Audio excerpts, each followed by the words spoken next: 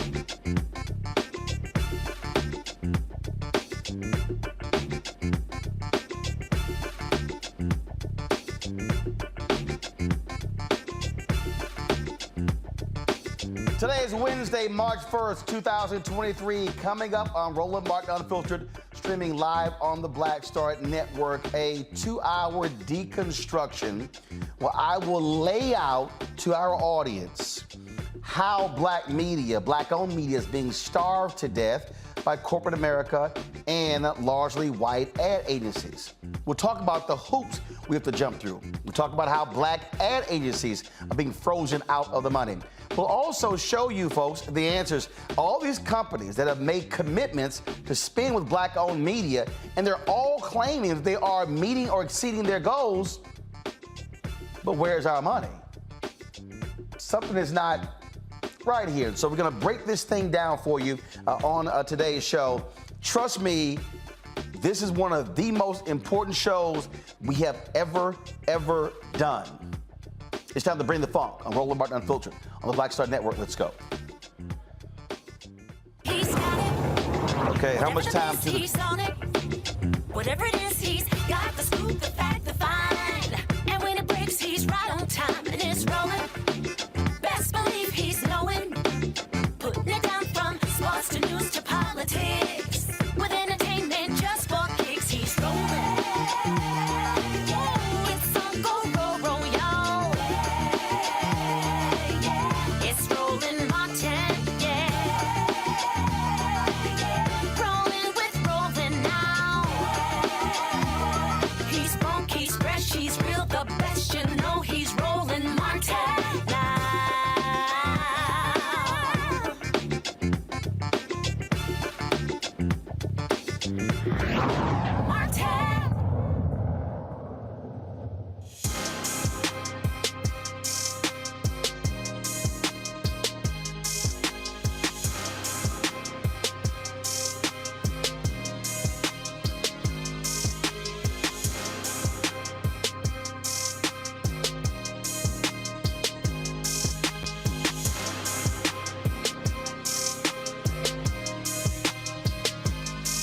All right, folks, you've heard me talk a lot about black-owned media, why black-owned media matters, and really what we need to do to build this ecosystem. And a couple months ago, when the Tory Lanez trial was taking place, when he was on trial for shooting Megan Thee Stallion, There were a lot of people who were on social media saying, why isn't black media covering this? You know, why aren't they on top of this story? And I said, black-owned media can't be there covering the story because we don't have the resources to dedicate to covering a story like that. I've talked to members of Congress, and they say we come out of our meetings, and CBC members, we come out of our meetings, and there are no black-owned media out there. And I said, we can't afford to pay somebody $80,000, $100,000 to be a congressional correspondent. The fact of the matter is, folks, when you look at most black-owned media today, they're aggregating content. You don't actually have news reporting. You don't have them doing what we do, broadcasting live on the scene when it comes to different things. It's because the advertising ecosystem doesn't reward that. In fact, I've had agencies tell us, oh no, it's brand safety, brand safety. Brands don't want to be associated with news. Really? So when I'm seeing ads run on MSNBC, where they give opinion, and I'm seeing ads run on Fox News, where they give an opinion, what is that? See, what they've constructed is a world where black-owned media is pretty much focused on sports, entertainment, gossip, makeup, hair, lifestyle stuff. But even with that, what we're seeing is that black-owned media is withering on the vine. Over the next 2 hours, we're going to break this thing down for you.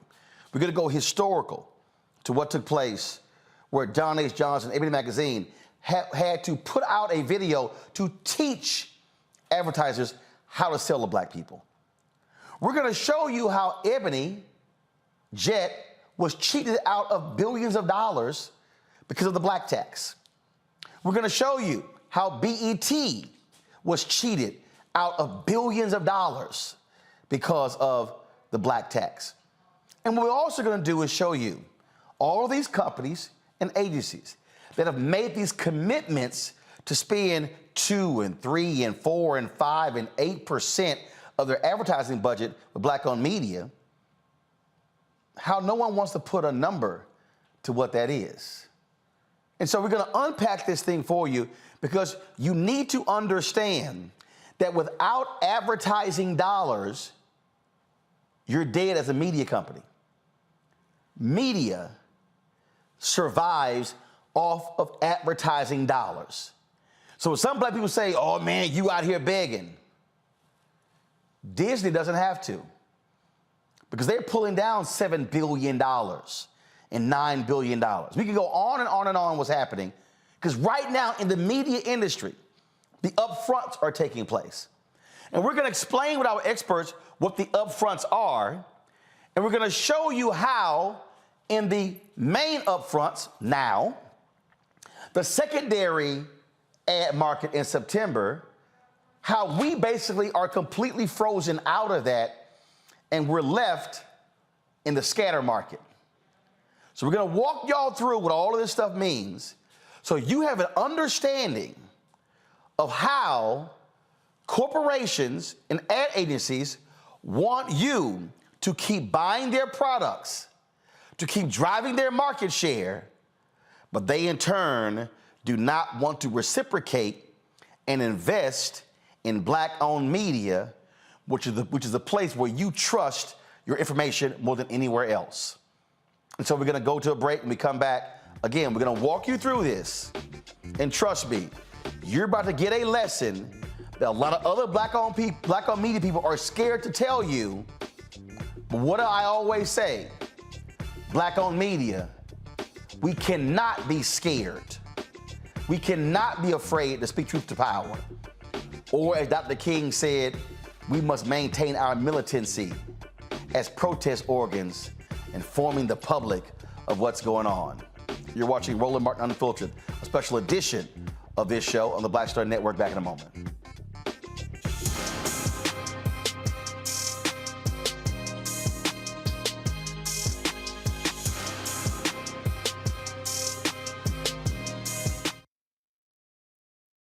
Hatred on the streets, a horrific scene, a white nationalist rally that descended into deadly violence. White people are losing their damn minds. As an angry pro-Trump mob storms the U.S. Capitol, we've seen shooting. We're about to see the rise of what I call white minority resistance. We have seen white folks in this country who simply cannot tolerate black folks voting. I think what we're seeing is the inevitable result of violent denial. This is part of American history. Every time that people of color have made progress, whether real or symbolic, there has been what Carol Anderson at Emory University calls white rage as a backlash. This is the rise of the Proud Boys and the Boogaloo Boys. America, there's going to be more of this. Here's all the Proud Boys, Dave. This country is getting increasingly racist in its behaviors and its attitudes because of the fear of white people. The fear that they're taking our jobs, they're taking our resources, they're taking our women. This is white fear.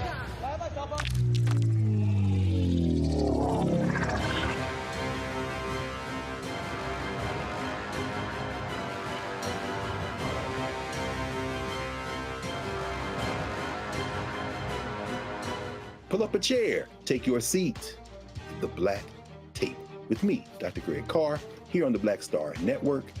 Every week, we'll take a deeper dive into the world we're living in. Join the conversation only on the Black Star Network. I'm Chrisette Michelle. Hi, I'm Chaley Rose, and you're watching Roland Martin Unfiltered.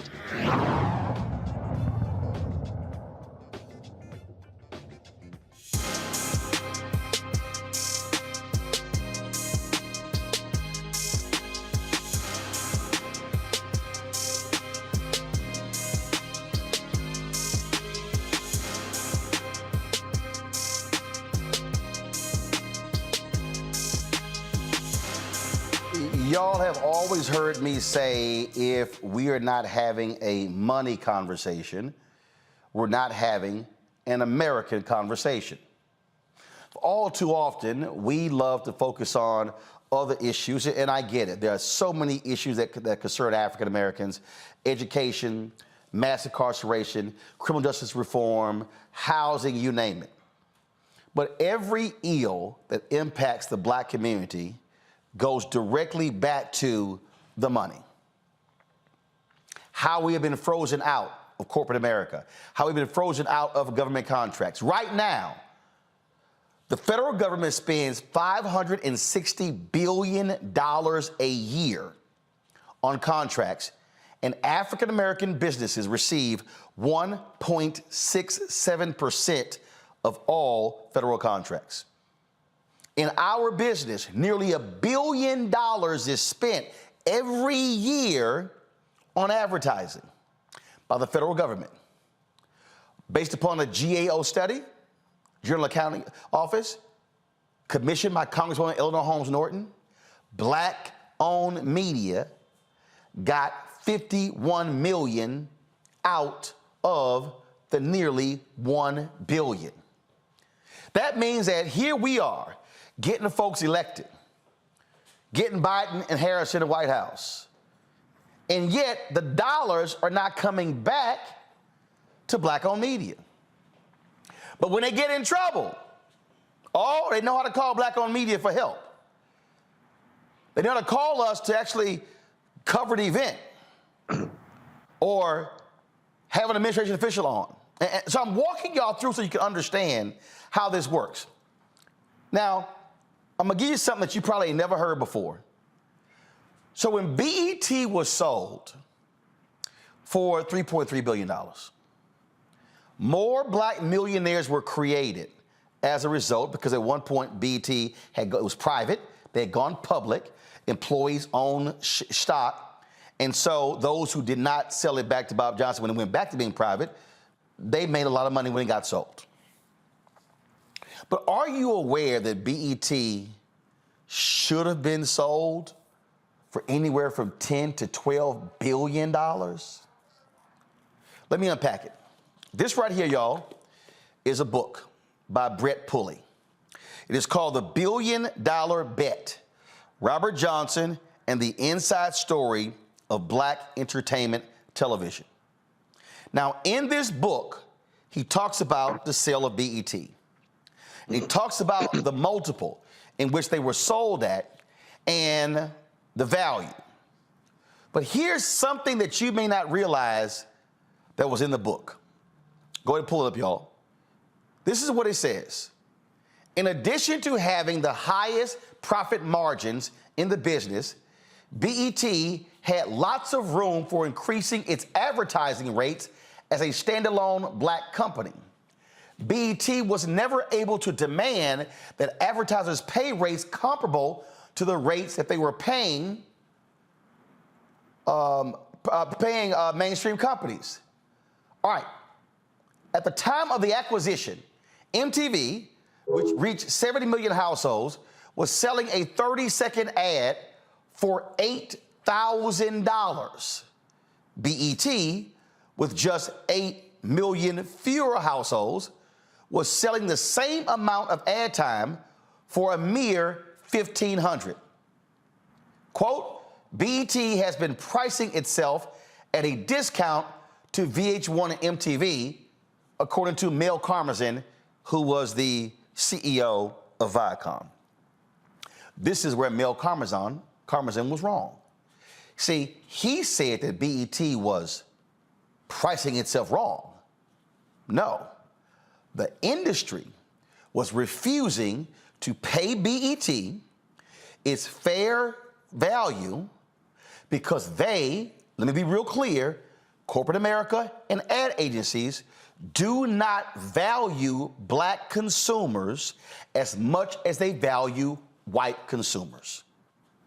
Because of the inequality of income, white corporations and largely white ad agencies, they want to appeal more to white consumers than black consumers.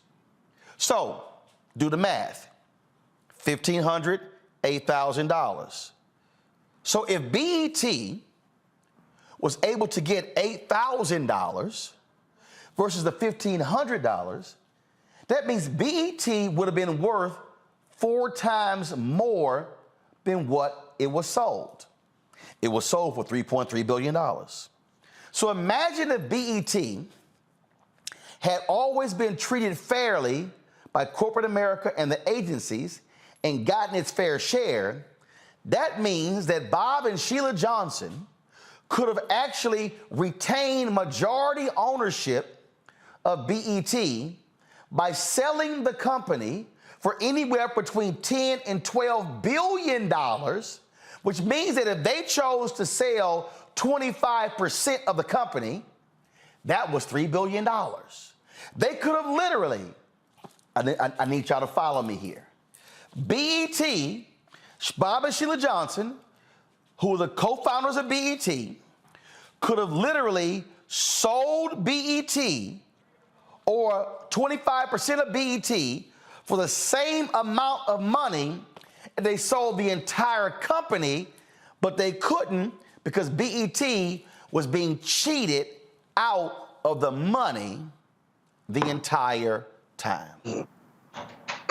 Because the agencies and the corporations did not fully value the black consumer. Now, you might sit here and say, well, okay, well, that's BET. The exact same thing happened at Ebony Magazine. Oh, I know. Oh, my goodness, John H. Johnson. He was on the Forbes list as one of the 400 richest Americans. Ebony should have been a $1 billion company. It never was. Do you know why? Because Ebony was being paid sometimes 10 times less for a full-page ad than GQ or Esquire was being paid, because the same agencies and the same companies did not value the black consumer at Ebony like they did the white consumer at GQ or Esquire. And that is one of the reasons why when John H. Johnson died, the company was in such a difficult situation and they had financial problems and then got sold because they had been cheated out of their fair share for all of those years. We're going to further unpack this because, folks, it is still happening. The loopholes that we in Black-owned media are made to jump through, other white companies don't have to do that. When we come back, I'm going to have my panel here, and I'm going to tell y'all about a company that was launched during COVID that raised nearly $2 billion. And they launched this company, and they sold out $150 million of their ad inventory, and they never had any metrics or numbers to prove it was a smart plan. The ad community just gave this company $150 million. In Black-owned media, we're always been told, prove your numbers, show us you're legitimate. But this company that lasted 6 months got $150 million before they ever opened their doors. I'm gonna break it down. You're watching the special edition of Roland Martin Unfiltered on the Black Star Network. Back in a moment.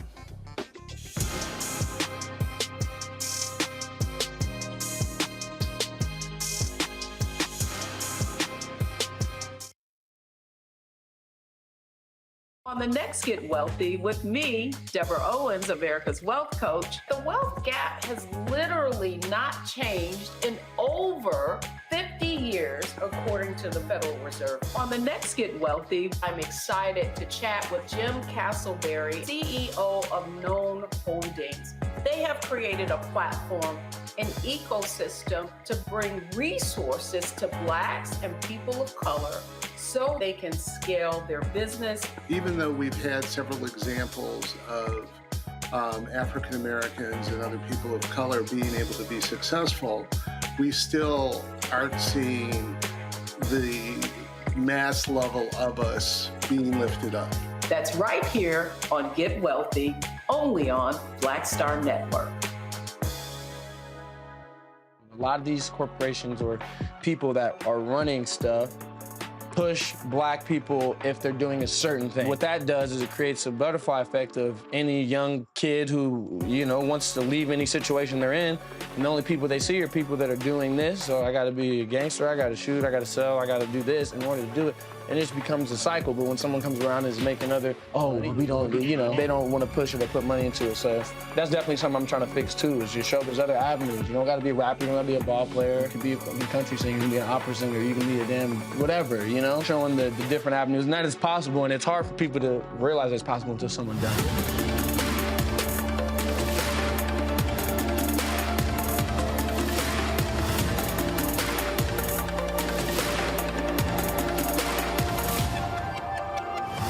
I'm Bill Duke. This is Diala Riddle, and you're watching Roland Martin Unfiltered.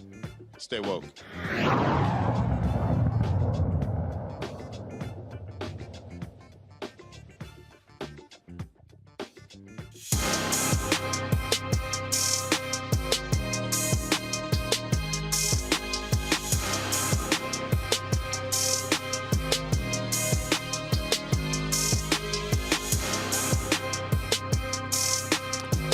All right, folks, welcome back. So this is a mural that I have in my office here at our Black Star Network offices here on 16th and K on Black Lives Matter Plaza in Washington, D.C.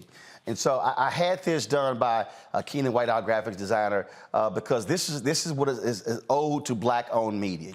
And so what you see on here, you see, folks, all of these Black-owned media properties. You see TV One, you see Ebony, you see Black Enterprise, we've got Essence, we've got Jet, Emerge, we've got Ida B. Wells Barnett newspaper. We got all these Black Negro Digest that's over here. We got all of these different Black-owned media outlets because this is the foundation to why we are here today. The first Black television station, the first Black-owned radio station. We have all of them on this mural, and that's why we did that. But the reality is that every single one of these companies has never gotten their fair compensation because of how corporate America and ad agencies, largely white run and white controlled, have completely devalued the black customer. And we're made to jump through hoops, and we're made to prove ourselves to get crumbs when others get millions. How many of y'all remember this company here, Quibi? Jeffrey Katzenberg worked at Disney, and also Meg Whitman, who was, of course, the CEO of eBay. They were leaders of Quibi. Went out and raised nearly $2 billion. This is supposed to be a new app that was going to revolutionize the entertainment industry, okay? Before they launched, all of these corporations gave them ad commitments. Come on, guys, with a graphic. All of these companies, okay? Before they opened their doors, $150 million was committed by Discover, General Mills, T-Mobile, Taco Bell, P&G, Procter & Gamble, PepsiCo, Ab&Bev, Walmart, Progressive, Google, Anheuser-Busch. Let me be real clear. They didn't leave the graphic right there. They didn't have to prove anything. They had no numbers. They had no research. They had no data. They literally had nothing. They had nothing. They gave them the money on the strength of, oh, it's Jeffrey Katzenberg. He can do no wrong. It's Meg Whitman. Oh, she could do no wrong. Oh, my goodness. They sold out of their ad inventory before they even launched. Y'all, Quibi lasted 6 months before they shut down. Do you think they gave the money back? I don't think so. I'm bringing my panel right now. Joining me is Todd Brown, founder of Urban Edge Network, Clifford Franklin, CEO of Fuse Advertising out of St. Louis, and also Randy Bryant, diversity and inclusion strategist, speaker, trainer, and writer. Clifford, I'm starting this way because I want to give people, again, a well-rounded understanding of what we're dealing with here, what we're dealing with in terms of this industry and how black-owned media is dismissed, how we are relegated to getting crumbs, and then folk expect us to be excited and treat the crumbs as if it's a whole meal. And I use the example of BET because that literally, cheating BET out of its ad dollars cheated black America, the black people who own stock in that company, cheated them and their families out of millions and billions because of racism by corporate America and the ad agencies and the devaluation of the black consumer. Roland, you're absolutely correct. First of all, thank you for keeping this topic, at the top of the food chain. It is so important that we continue to push and fight. As you know, Fuse, we've been around since 1997, and we've been in this fight. Once they determined that they would aggregate all of the media with these holding companies, it pretty much left it to the device of the major ad agencies to pick and choose where they wanted to spend media. When we were controlling media budgets, money was going to black media outlets. It still was kibbles and bits. It was still crumbs, but we at least had a level of control over what people were able to buy. So now we're in a situation where even when you look at political advertising, the so-called general consultants who lose election cycle after election cycle get all of the media dollars. Very little goes to the media outlets, and again, they depend on the black vote. So this continues to be a problem. We're going to continue to keep fighting, but this is just something that, until I guess our consumers say we're going to stop pushing for you, we're going to stop voting for you, they'll keep doing it. But in the meantime, they know that they're going to come and depend on us, and we're going to bail them out every time. And when you say we, you're talking about black ad agencies. And so we've seen many of those folks go out of business. Many have to sell to mainstream companies to even stay in business. They're not independently owned businesses. Todd, I talked about a black enterprise. I also mentioned Ebony. You ran Ebony. You ran Jet. Walk people through the difference between what Ebony was getting for full-page ads and what they were paying GQ and Esquire when Ebony was much larger.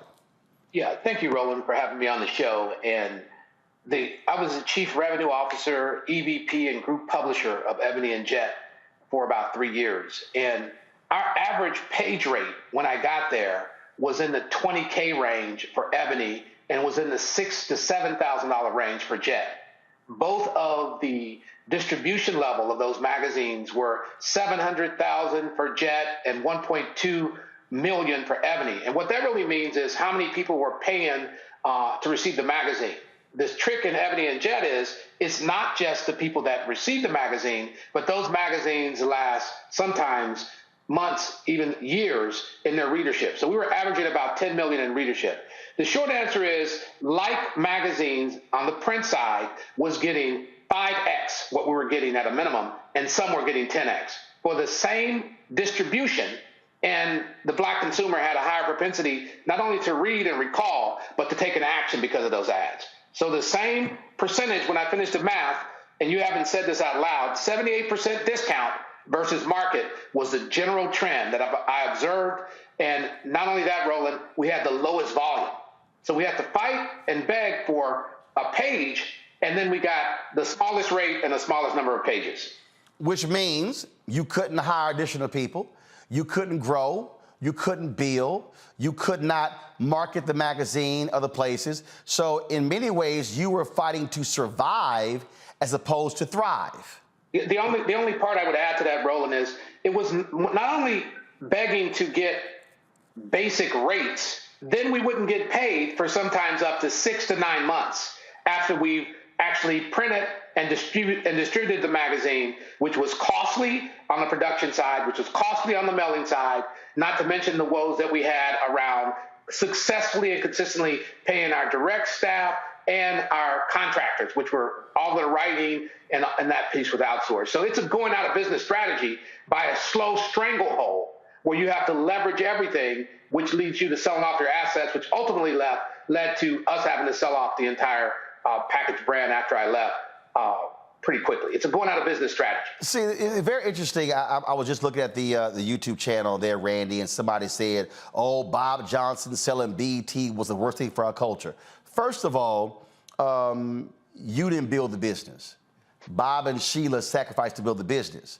But the point I'm making to people, if Bob and Sheila Johnson got fair market value for BET, they could have still owned BET and made $3 billion and be just like Sherry Redstone, whose daddy, Sumner Redstone, owned Viacom. First of all, he owned an amusement company, and then they bought Viacom. And so the same reason how Rupert Murdoch and his family owned Fox for decades before selling it for $70 billion to Disney.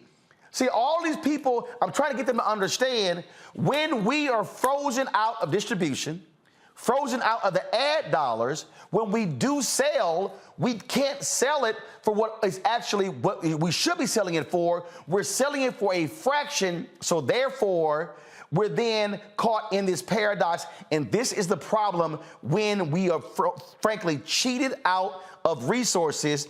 And it is pure racism how we are treated by corporate America and these agencies for decades, and there's no doubt about it. There absolutely is no doubt. We've proven it time and time again. The numbers that you've already shown people today just shows how we've proven that we are successful, that we're needed, that people want us, that they should advertise with us, but they're not giving us the money. And the only answer can be that it's racism.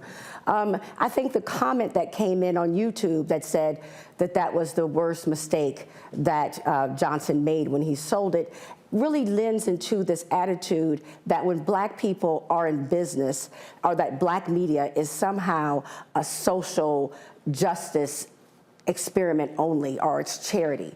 Black people want to make money as well. We are business people. We need economic growth in order to survive and thrive.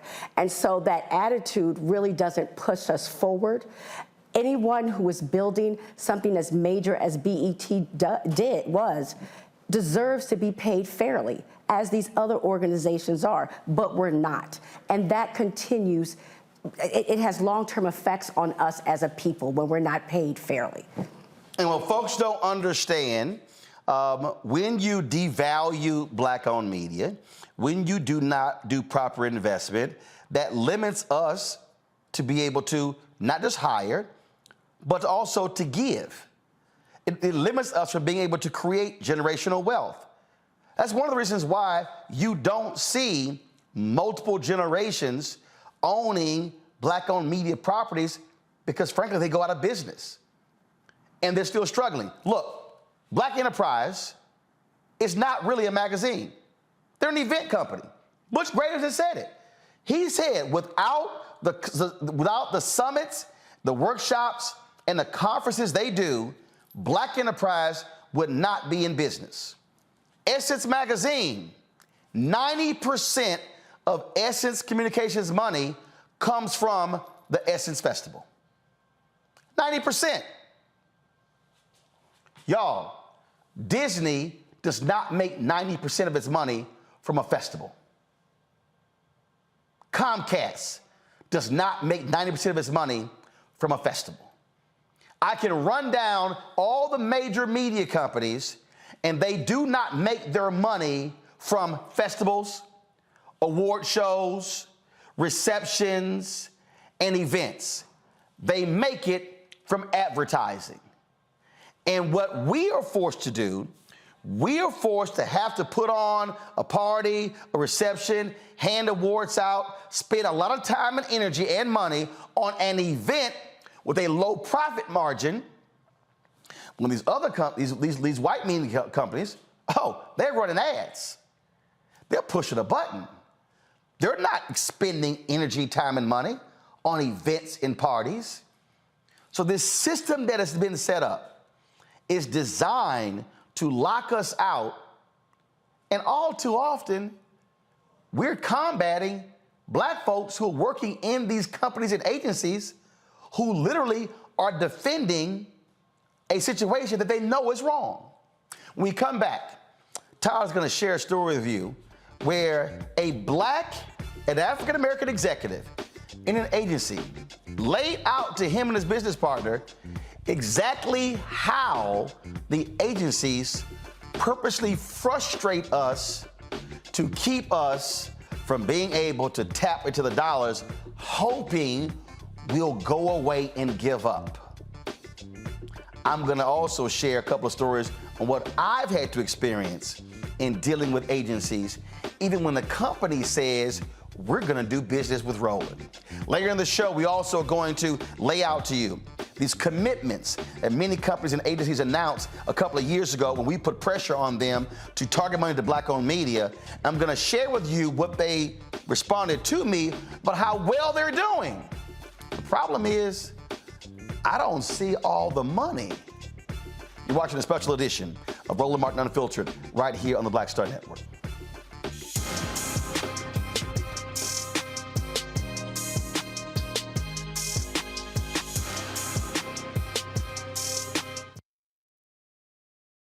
Black Star Network is here. Oh, no punch! I'm real revolutionary right now. Thank you for being the voice of Black America. All momentum we have now, we have to keep this going. The video looks phenomenal. See, this difference between Black Star Network and black-owned media and something like CNN. You can't be black-owned media and be scared. It's time to be smart. Bring your eyeballs home. You dig? Next on The Black Table with me, Greg Carr, we featured the brand new work of Professor Angie Porter, which, simply put, is a revolutionary reframing of the African experience in this country. It's the one legal article everyone, and I mean everyone, should read. Professor Porter and Dr. Valencia Watkins, our legal roundtable team, join us to explore the paper that I guarantee is going to prompt a major aha moment in our culture. You crystallize it by saying, who are we to other people? Who are African people to others? Governance is our thing. Who are we to each other? The structures we create for ourselves, how we order the universe as African people. That's next on the Black Table, here on the Black Star Network.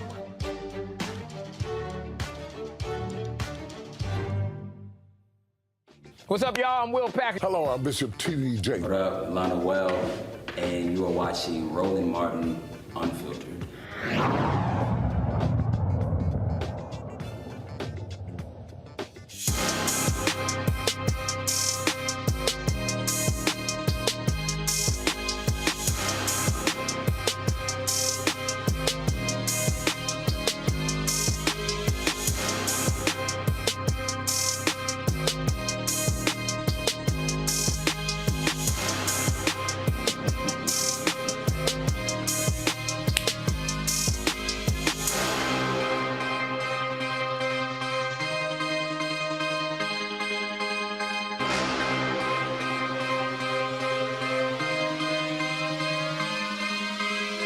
All right, welcome back to Roland Martin Unfiltered. As we do this deconstruction of the media business and how black-owned media is pretty much starved of resources, even though black consumers over-index on the products of many of these companies.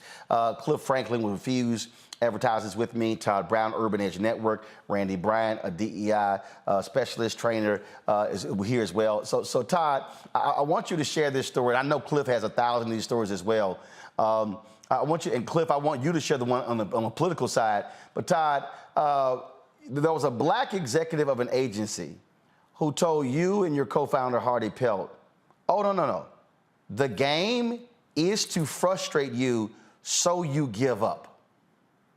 Yeah, there's a couple of stories there, Roland. The one that I think is most telling is the conversation starts with an idea around diversity, equity, and inclusion as a budget, as opposed to a marketing and advertising dialogue. So the first conversation we get into is they bring their foundation person, they bring their head of diversity, they bring their social justice person, and they start talking about all of the attribution they have around connecting and partying with black people.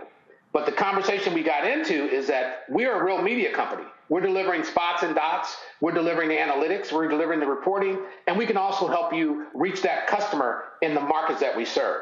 So what I always say, Roland, first is they want to make sure that we're brand safe. They use that word on you a lot. And as people know, I represent you in the marketplace because they're afraid of sort of that black hard truth telling, whether it's BLM or your show or others. But the dialogue that we're in mostly is about HBCUs and the markets that we serve. And then they come to us and start asking us specifically about our ability to deliver media on our specific site and through ad extensions, and can we do the reporting? And like I said earlier, once we go through that process, we're pummeled with no less than 25 to 30 emails about every specification around that delivery. And then at the end of it, they say, oh, by the way, Todd, I wish you would have done something different in the pacing. You would have done something different in the analytics. And we say we delivered against the brief, we delivered against the analytics, we delivered against the reporting, and we gave you an executive summary. And if you would have told us that in advance, we would have had an opportunity to not only delight you, but get more of your share. Did you have one major automaker want you to demonstrate what system you use to run your ads, and it's the same system they use? Yeah, we were asked to demonstrate DV360 because we're a premier ad network, and they have multiple articles through their agency where they're applying and using the same technology from Google to distribute ads on the buy side, on the sell side, and do ad placement. So it's now a hindrance where they wanted to actually have us demonstrate the keystrokes as a hindrance to doing business with us. But the long and short of it, Roland, is we bring solutions to the table, and what we get back is pummeling of questions. And we even had agencies say, I want you to do the other distraction that you haven't talked about, which is I want you to do creative stuff for me. Because they're real good at hiring black people to do creative. That's not media where the bulk of the money is, but it's also comes with hooks that require you to distribute media later and pay for the production. Or they'll pay you to capture your content and then run it on someone else's platform where the money's being made. And this is consistently across 5 to 6 of the major holding companies and the brand specifically. And the lion's share of the money we get is from the relationships that I've cultivated through the ELC, which I've been a member for almost 15 years, where 1 or 2 black executives take a chance and mandate that they do business with us. And then the fight is to stop doing business and stop us from having those kind of relationships because the process is set up for us to go out of business. Randy, people, I've given speeches where I've said to people, I'm not doing a meeting with the DEI person. Right. Because the DEI person and the foundation person, I guarantee you, when Discovery, Warner Brothers, or Disney, or Comcast, when they are negotiating the upfronts, they are not meeting with the DEI person or the foundation person. They're meeting with the CMO. But they literally bring in, I mean, we've been in meetings where they'll introduce, and I'm like, why am I talking to the person running y'all company foundation? I ain't here for a grant. As a former DEI executive, what I was going to say is I would have had no business in that meeting, the type of meetings that he is discussing, because that's business. And this was my point. Companies see us as social justice, as something that they're doing as a favor to us, instead of charity, instead of respecting us as businesses, as saying this is a business move that we need to do. We need to reach black audiences. We need to reach that $1.6 trillion that we spend per year. But they don't see it as that. They say, oh, this is us. We have this great corporation, and let us peel off a little bit as charity for these black organizations. But the same black consumers driving their market share. Absolutely driving their market share. They need us. Cliff, you've seen this in the political advertising, dealing with these campaigns, especially on the Democratic side. Black women are the highest vote turnout folks for Democrats. Black men are number 2. Yet you have to deal with white ad agencies and white consultants who talk down to you and then want to offer pennies to reach black folks, where you're going, but when y'all in trouble, then they blowing your phone up. Can you quickly get this money out? Same thing happens on the political advertising side that we see in the general advertising market. Correct. Roland, I mean, when you want to talk about horror stories, you know, on the most historic campaign, which was a well-run campaign. It was actually some good people on the Obama campaign. So I want to start it by saying I worked with some really good people, but it was interesting. When it was time for budgets, there was a battleground strategy for 12 states. We put together reams of data to justify what we needed for budget consideration. And our data came back saying that we needed $26 million. They came back with a budget of $10 million. I said, okay, well, here's my data for how I can justify $26 million. How can you justify the $10 million? One of the black executives on the campaign said, well, this is the most money anybody's ever gotten on a political campaign.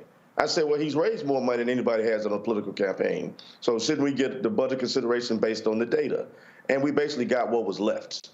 And that's what we have to deal with. Even when you look at the congressional and the senatorial campaign committees, the general consultants don't have to go through an RFP process, but all of the black consultants have to go through a sham RFP process, and then they'll pick one that, you know, they've decided they want to handle some of the black media, which is still going to be a very small portion. So this goes on and on every election cycle. I've been doing national political campaigns since 2004, and every cycle it's been that way. But note, the last time we've had a national campaign manager, I believe, was the Al Gore's campaign, and that was Donna Brazile. We haven't had a national black campaign manager or anybody over finance or budget in these campaigns. So the same general consultants who eat every election cycle will continue to eat. Now, we're hoping that changes because there's been a changing of the guard with the DCCC. So we hope that there will be, you know, some better opportunities coming up in 2024. But we know we got a battle on our hands. I call you every election cycle at the last minute with a few crumbs saying, Roland, can you put this up on behalf of the client? I don't even ask you what metrics you're going to give me back. I just know I need to give you some money, just like I do the other black media outlets. That's exactly what happens. And folks need to understand this is across the board, folks. This is numerous companies. I can tell you point blank, I had one company that said, we're doing business with Roland. It was a great deal. They said, get hooked up with the agency just for the purpose of getting paid. Well, the agency starts asking me questions. So I answered the question once, and then they sent a second question. Then they answered again. I said, well, by the third time, I said, what the hell? Am I being vetted again? So I called the client. The client was like, who the hell is this person named Molly? And so they then get on a call the next day, and what ends up happening? They say, so Molly goes, well, y'all aware that he has a segment on his show called Crazy Ass White People? And the executive said, am I on it? And said, we're doing the deal with Roland. That's how the deal got done. But the agency blocked it. I had another agency very recently that was like, oh, this company wanted to do a campaign quickly. This agency, well, no, our process takes a very long time. And I'm like, your client wants to do the deal. Folks, here's what we have been telling major corporations. It's your money. It's not the agency's money. They should not be controlling your dollars. That's why we go direct to companies. That's why when Byron Allen sued, he said, I'm ignoring the agencies because if the only way we as black-owned media are gonna move forward is if we put pressure directly on the companies to spend money with us and bypass these agencies because the games that they play and the hoops they make us jump through are an abomination. And here's the other problem. Most black-owned media, they're not me. I'm not even Urban One or Black Enterprise or Essence. And I know that most of these other smaller people, they can't even get in the door. Their emails don't even get returned. So I know what they're dealing with. Folks, this is how we stay broke. This is how we stay small. This is how we are unable to build major black-owned media institutions because they basically have imposed economic apartheid against us. And then it's like, oh, we'll do 1% and 2%. When I come back, we're gonna talk about that 1 or 2% thing. And let me show you, when we talk about numbers, what that looks like. You're watching the special edition of Roland Martin Unfiltered on the Black Star Network.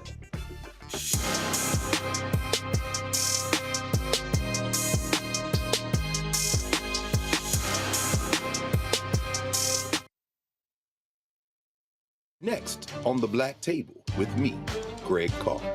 We featured the brand new work of Professor Angie Porter, which, simply put, is a revolutionary reframing of the African experience in this country. It's the one legal article everyone, and I mean everyone, should read. Professor Porter and Dr. Valencia Watkins, our legal roundtable team, join us to explore the paper that I guarantee is going to prompt a major aha moment in our culture. You crystallize it by saying, who are we to other people? Who are African people to others?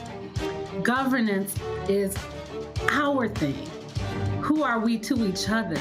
The structures we create for ourselves, how we order the universe as African people. That's next on The Black Table, here on the Black Star Network. A lot of these corporations or people that are running stuff push black people if they're doing a certain thing. What that does is it creates a butterfly effect of any young kid who, wants to leave any situation they're in, and the only people they see are people that are doing this. So I gotta be a gangster, I gotta shoot, I gotta sell, I gotta do this in order to do it. And it just becomes a cycle. But when someone comes around and is making we don't, they don't wanna push it or put money into it. So that's definitely something I'm trying to fix too, is just show there's other avenues. You don't gotta be a rapper, you don't gotta be a ball player, you can be a country singer, you can be an opera singer, you can be a damn whatever, showing the different avenues. And that is possible, and it's hard for people to realize it's possible until someone does it.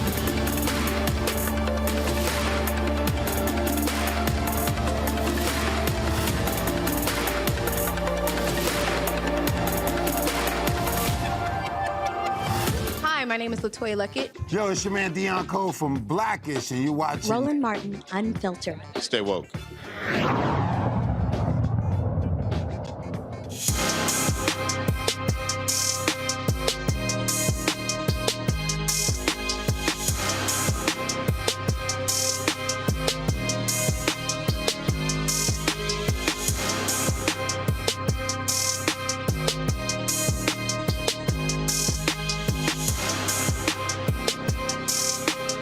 folks, welcome back to Roland Martin Unfiltered on the Black Star Network. It was a couple of years ago when those of us in Black-owned media, we began to make lots of noise, making demands that these companies spend their dollars with Black-owned media. Well, as a result, you begin to see announcements made. Here was an example here where one of the largest agencies, Group M, announced that 20 companies committed to spend at least 2% of their total annual media budget in Black-owned media through their Media Inclusion Initiative. And so Group M, of course, is owned by WPP. That's the holding company. And so those companies, well, AARP, in fact, y'all may not realize this, if AARP, if they broke out their Black membership as a standalone organization, they would be the largest Black organization in America, more than 2 million. So you got AARP, Adidas, Citizens, Danone, DoorDash, Ferrara, General Mills, that's cereal, y'all, L'Oreal USA, Mars, Candy, MGA Entertainment, Mizcon America, maker of Ragu, Nestle, No. 7 Beauty Company, Pernod Ricard, Pharmavite, maker of nature-made vitamins and supplements, Ring, Target, Tyson Foods, Uber, and WW International, Weight Watchers, folks. You're talking about significant number of brands there. But some of the brands talked about they were going to be doing, let's say, upwards of 5%. Well, the folks at Group M said that there are more companies that have actually signed on. They've actually exceeded their goals. But it was interesting. I reached out. So same thing. So you take Publicis. They made some announcements as well, what they were doing. And so I emailed them, and they talked about how great things were going. And in one of the emails that I received from Lisa Torres, she talked about the work that they're doing with HBCUs and Aspire TV. I responded back, Lisa, Aspire is not Black-owned. They're Black targeted. Okay, and so reached out to them. Again, IPG, their major company, they announced same thing that right here, IPG Media Brands commits to commits to invest at least 5% in Black-owned media by 2023. Where's the money? And so, y'all, where's the money? I keep hearing 2% and 4% and 5%. Where's the money? All of these different companies, Coca-Cola and McDonald's, I can go on and on and on, folks made announcements. And so what I did was, again, I sent emails out to a number of different people, and they got back to me with regards to that. And let's say, for instance, the statement from Target. This is the, let me see if I can go, okay. So I don't want to, let's see here, I don't want to show email. I'm just going to read, don't show my iPad. In 2021, this is Target, we pledged to spend 5% of our annual media budget with Black-owned media companies. By the end of 2022, we exceeded that goal and forged successful partnerships with Black-owned media platforms, including Revolt and Essence, and with publishers in the Twin Cities area, among others. We recognize the responsibility we have to use our size and scale to have a positive impact on our guests and the communities where we do business. Our commitment to supporting Black-owned media companies allow us to reach our guests through platforms and that are hyper-relevant to them and to be a catalyst for change in the media industry. We remain committed to our industry-leading pledge to spend 5% of our annual media budget with Black-owned media companies. I then responded, what's your annual media budget? Let's track the number. They said, we don't divulge that. I'm like, okay, well, how do you measure it? Are you spending $2 billion on marketing and advertising? What does 5% look like?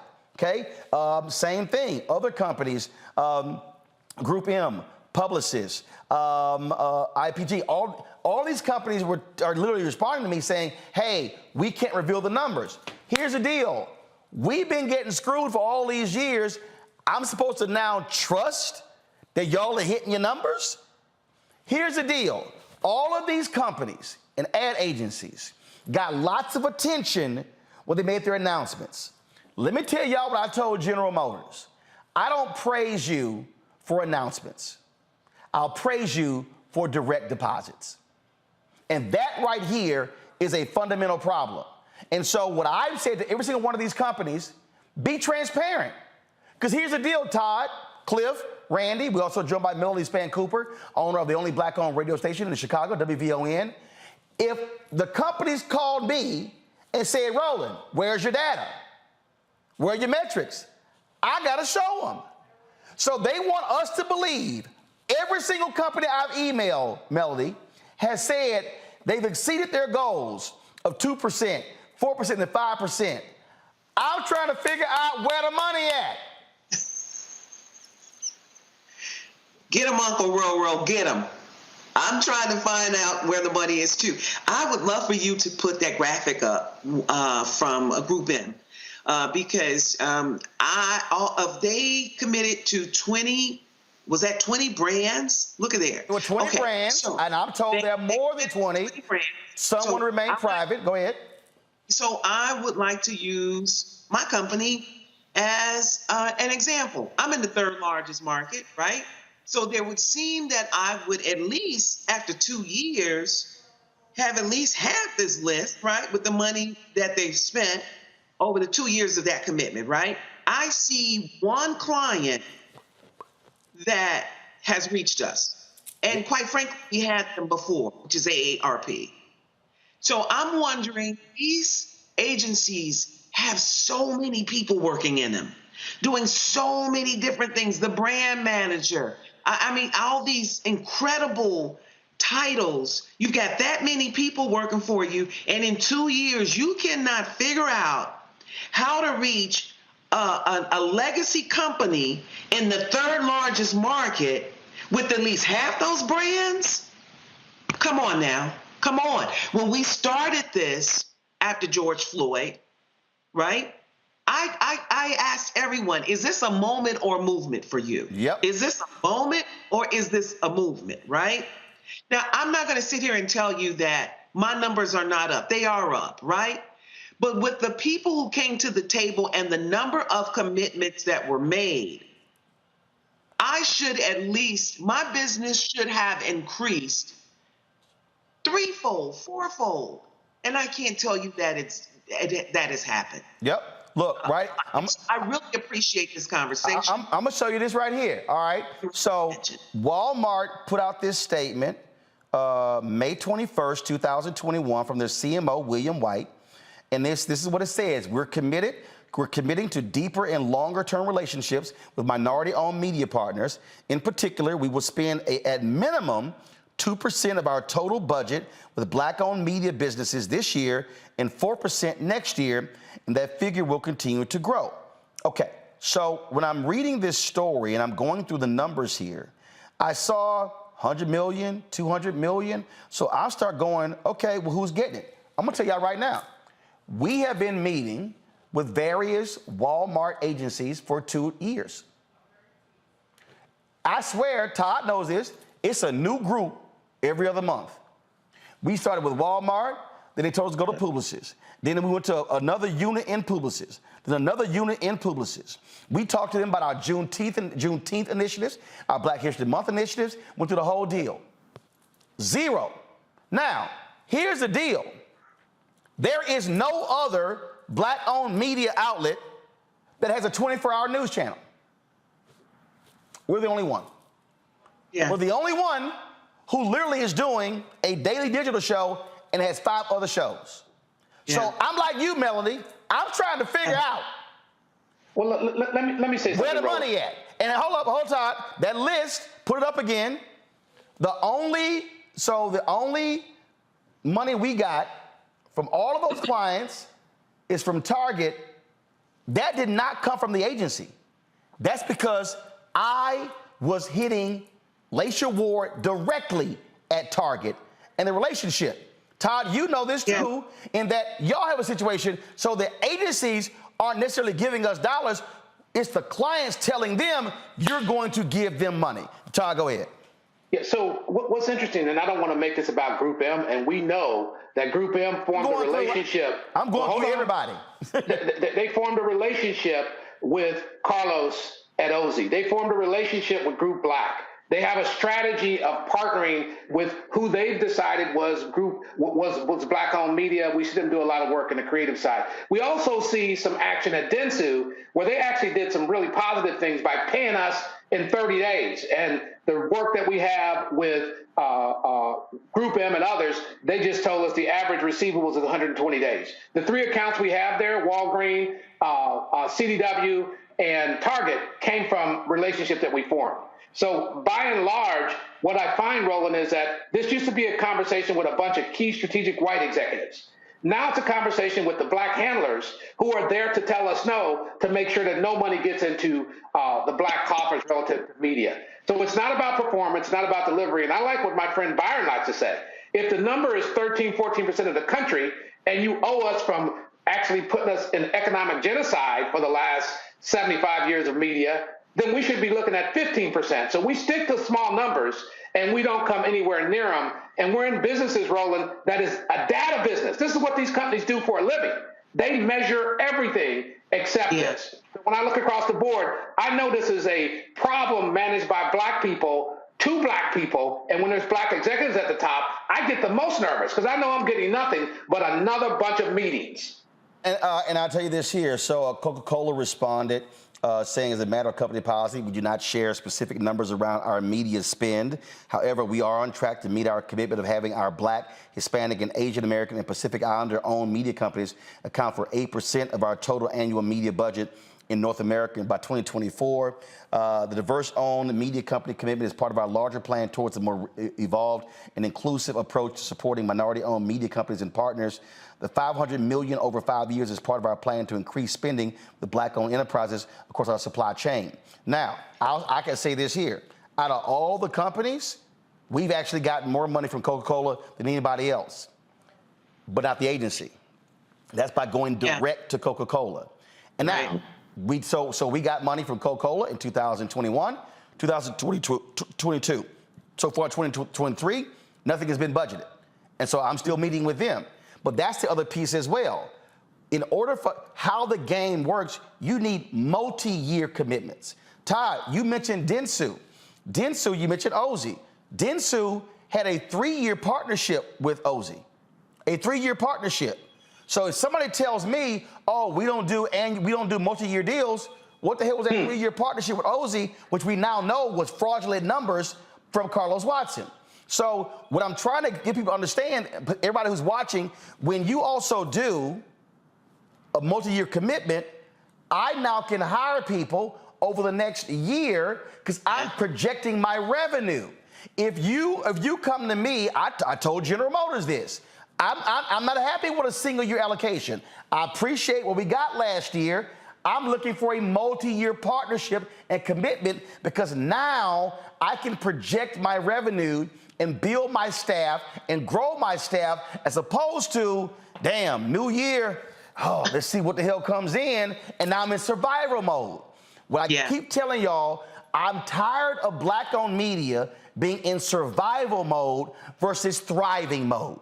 And that's why we're having this conversation. So I'm going to go to a break. We're going to come back, pick up this as well. And I'm going to share some more responses that I've gotten from these agencies and companies where everybody saying they meet their goals. Don't nobody want to release no numbers, though. You're watching Roland Martin Unfiltered on the Black Star Network.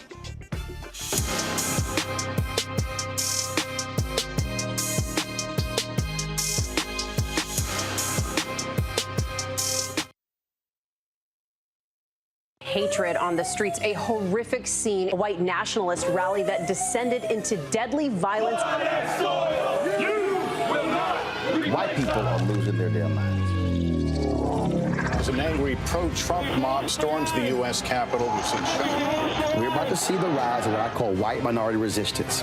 We have seen white folks in this country who simply cannot tolerate Black folks voting. I think what we're seeing is the inevitable result of violent denial. This is part of American history. Every time that people of color have made progress, whether real or symbolic, there has been what Carol Anderson at Emory University calls white rage as a backdrop. backlash. This is the rise of the Proud Boys and the Boogaloo Boys. America, there's going to be more of this. Here's all the Proud Boys, guys. This country is getting increasingly racist in its behaviors and its attitudes because of the fear of white people. The fear that they're taking our jobs, they're taking our resources, they're taking our women. This is white fear.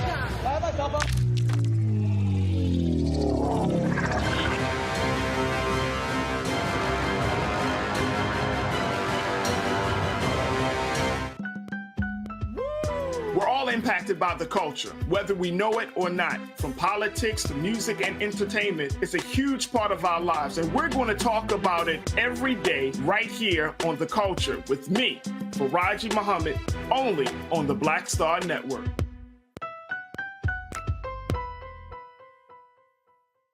Hi, I'm Gavin Houston. Hey, what's up, y'all? It's your boy Jacob Lattimore, and you're now watching Roland Martin right now.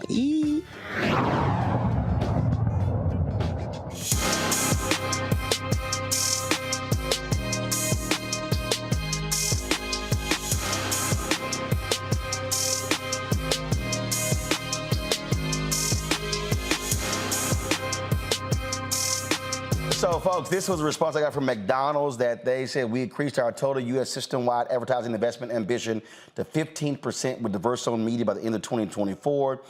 Said in 2022, increased our investment with several Black-owned media partners, including Essence Ventures, Blavity, Revolt, Pod Digital, and others. And also entered multi-year endeavors with 3 Black-owned media companies to help scale and sustain their businesses long-term. Also developed a diversity, you can go ahead and show this, you can go ahead and show it, developed a diversity marketing advisory council comprised of 7 executives of diverse-owned media organizations, including 3 Black executives. That's from McDonald's. I read you Coca-Cola. Again, I'm going to read you in a second, Procter & Gamble. Before I do that, Randy, you wanted to say something because you, as a DEI expert, you're listening to the language in these statements. Right. I mean, just the language that is used saying responsibility. We have a responsibility to do this work. It's not a responsibility, it's a business decision. If Black consumers are spending the money we are, $1.6 trillion per year, it makes sense that advertisers would advertise with Black media. And really the question should be, why does it have to be this big conversation, this big push, these initiatives? Why are they talking about what they're going to do after George Floyd was murdered? Right? As if, again, it's a social justice issue and not an issue of business. Cliff, Procter & Gamble said, y'all can go to my iPad, we doubled our Black-owned media spend from 2021 to 21-22. We're on track to double it again for 21-22 to 22-23. Laid out the things that they have sponsored. They mentioned the various different platforms: Black Enterprise, Ebony, Essence, TV One, Urban One, National Association of Black-owned Broadcasters, Bounce, Black Doctor, Upscale, AUR, and more. I ain't seeing Black Star Network there. And then, of course, there's other different events. But here, I'm going back to the basic thing here, Cliff. It's a numbers game and it's a PR game. This is what I mean, because this is just not just, this is all the different companies. Nobody wants to say what the 2% represents. Are you, that's right. Are you spending, because if you're spending $1 billion on advertising and you're promising 2%, that means Black-owned media should be getting $20 million. If you're spending $3 billion, I'll give you a perfect example, Cliff. We have been meeting with PepsiCo. Guys, pull the Quibi graphic up. Okay? This is a perfect example. These are some of the 25 advertisers that gave Quibi $150 million and bought out their entire inventory. Before they even launched, before they press go, PepsiCo is one of them. We have been meeting with PepsiCo for 2 years. I sent an email, a tweet to one of the board members, and then they responded. John Banner, who's now left to go to McDonald's. We've had multiple meetings. Nothing.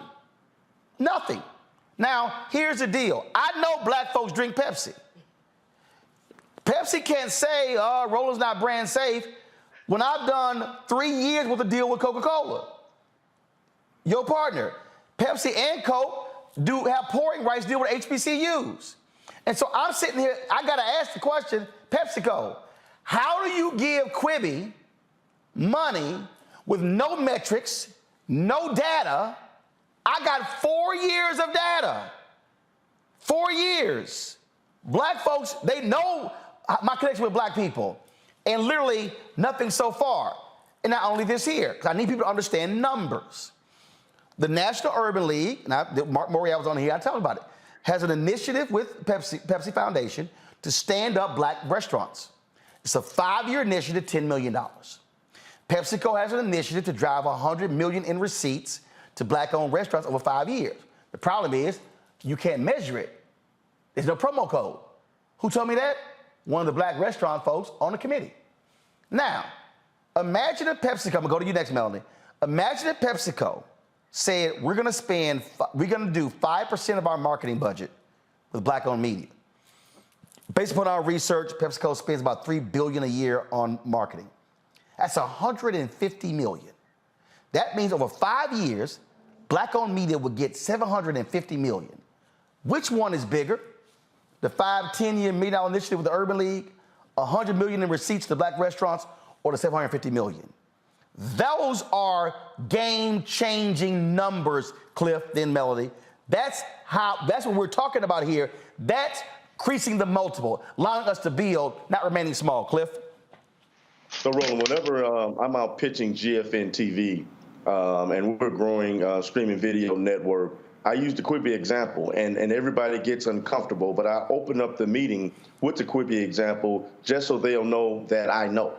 So I know what they're capable of doing. I know what they want to do. That's why this is called a media investment. When you can enter into a long-term partnership with a platform, it allows for our platforms to scale. So they were going to make basically a media investment in Quibi, and Quibi failed. They could make a long-term investment in your platform, in my platform, and others, and allow us who have proven track records, who have data, who have been around for a number of years now, to do the same thing and make that investment.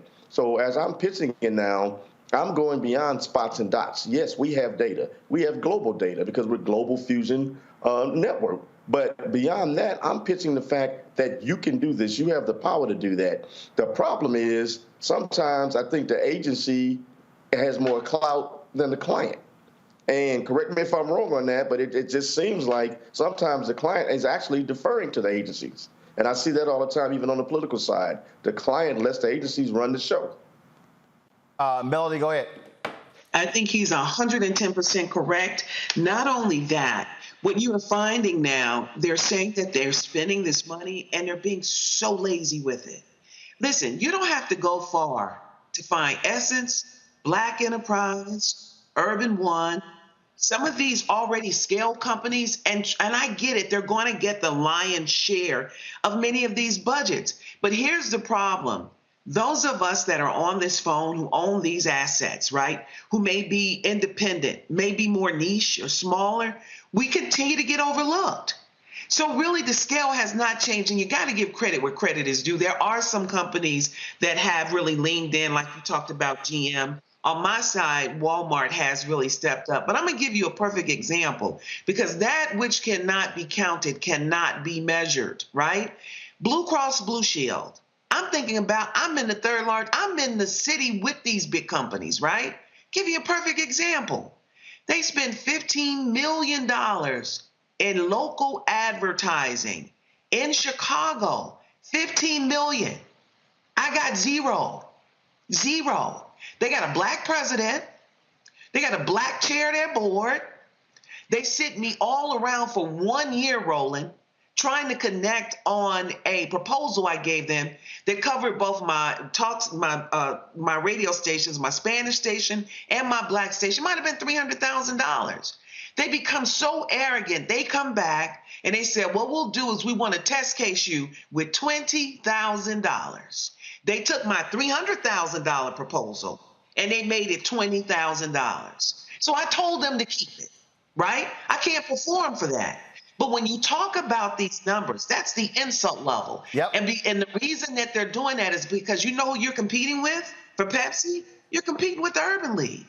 You're competing with the National Action Network. We are the only group of people who compete with our social organizations. We have to stop talking about that. This has been mentioned several times tonight. tonight. This is not about social justice. This is somewhat about social impact.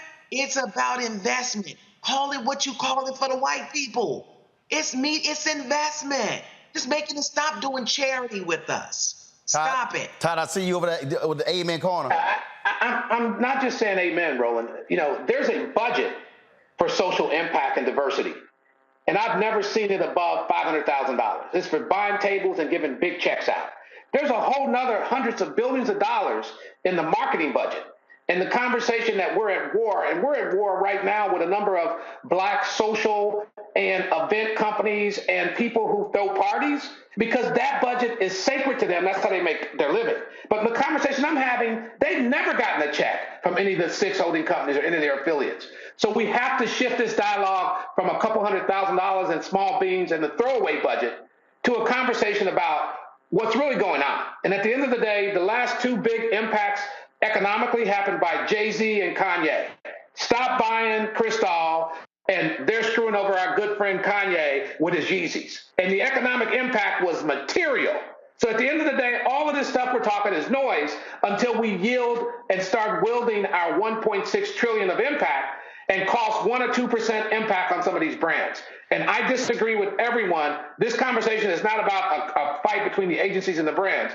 The brands hired the agency. The word agency means they work for them. So that's not a debate. It was set up that way. So I really think we have to get to the brass tacks of the fact that this is a problem of us not calling the question. You spent a $2 billion campaign with 2 Black candidates, and you offered $25,000 to Roland to go on the road. And he had to boycott to get that number to 75,000. Let's start calling it what it is. This is what it is. And Todd is absolutely right. And I can tell y'all, I got that call. It was like 25,000 for one campaign, 25,000 from the other. And I just want y'all to know, Melody probably didn't do it the way I did it, but I sent them a text and I said, quote, fuck that. And I said, I will keep my Black ass at home. Good luck in your campaign. But I was not going, and I told them y'all can keep y'all 50,000. I said, but you're not gonna ask me for a ground game. You wanted me on the road.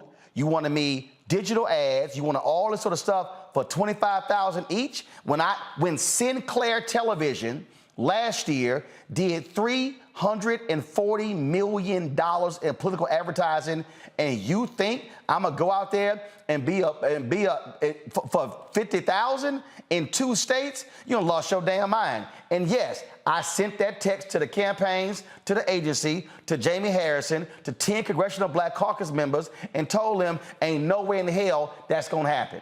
Y'all, the only way this game changes is when Black-owned media refuses to accept crumbs as a meal.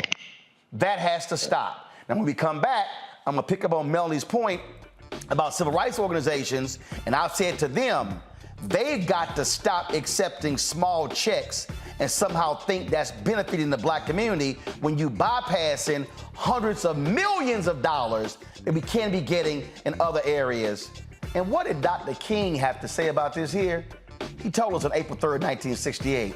I'm gonna show it to you. You're watching Roland Martin Unfiltered on the Black Star Network.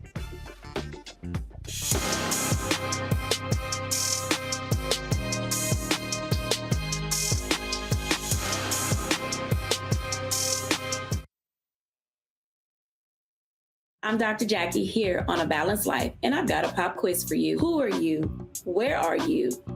And how are you doing? These are 3 important questions that you should be asking yourself every day.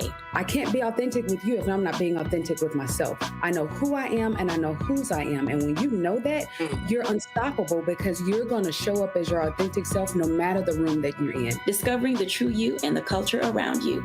That's next on A Balanced Life on Black Star Network. When you talk about Blackness and what happens in Black culture, we're about covering these things that matter to us, speaking to our issues and concerns. This is a genuine people-powered movement. There's a lot of stuff that we're not getting. You get it, and you spread the word. We wish to plead our own cause too long have others spoken for us. We cannot tell our own story if we can't pay for it. This is about covering us. Invest in Black-owned media. Your dollars matter. We don't have to keep asking them to cover our stuff. So please support us in what we do, folks. We want to hit 2,000 people, $50 this month, raise $100,000. We're behind 100,000, so we want to hit that. Y'all money makes this possible. Checks and money orders go to P.O. Box 57196, Washington, D.C. 20037-0196. The Cash App is $RM Unfiltered. PayPal is R Martin Unfiltered. Venmo is RM Unfiltered. Zelle is Roland at RolandSMartin.com. Hey, I'm Donnie Simpson. What's up? I'm Lance Gross, and you're watching Roland Martin Unfiltered.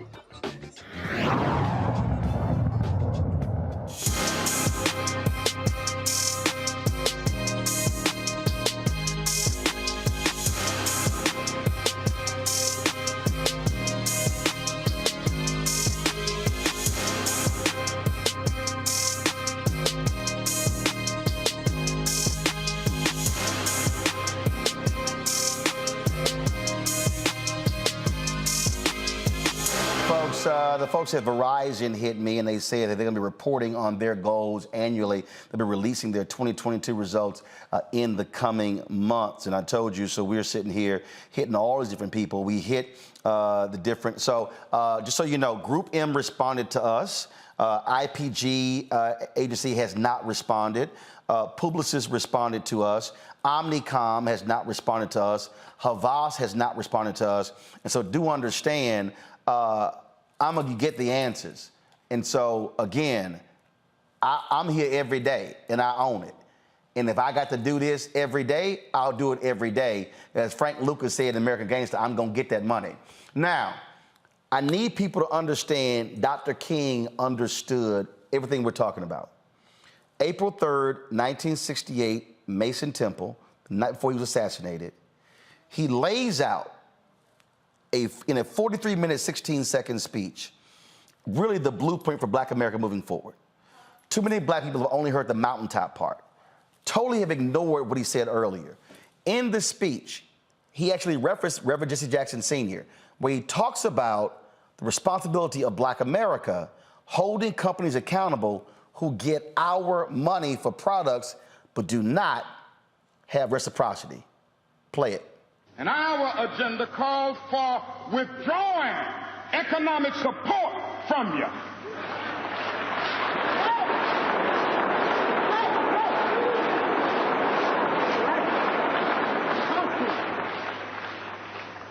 And so as a result of this, we're asking you tonight to go out and tell your neighbors not to buy Coca-Cola in Memphis.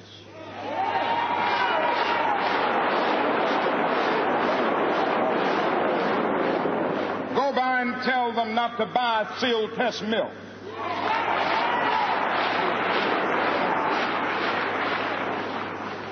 Tell them not to buy, what is the other bread? Wonder Bread.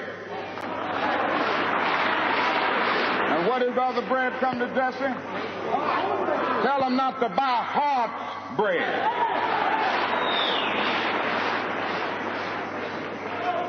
As Jesse Jackson has said, up to now, only the garbage men have been feeling pain.